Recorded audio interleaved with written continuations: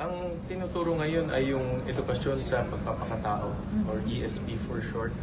Ito yung 30 minutes a day sa elementary. But again, no, yung nagtuturo nun hindi necessary. Sa nagtuturo pa lang, hindi necessarily values education. And then 30 minutes is very short because ang konsepto ngayon, 30 minutes, tapos in other 30 minutes, ikakalat sa ibang mga subjects. So, but pag nagtuturo ka ng math, ang hirap na rin ipasok doon yung values.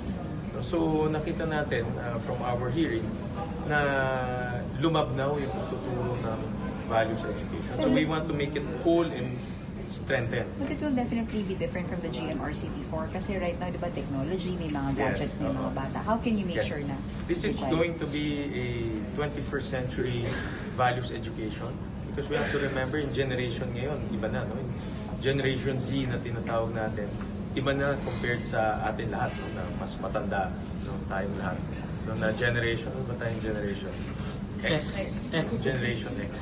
So meaning we have to adapt values education to how the next generation is absorbing it.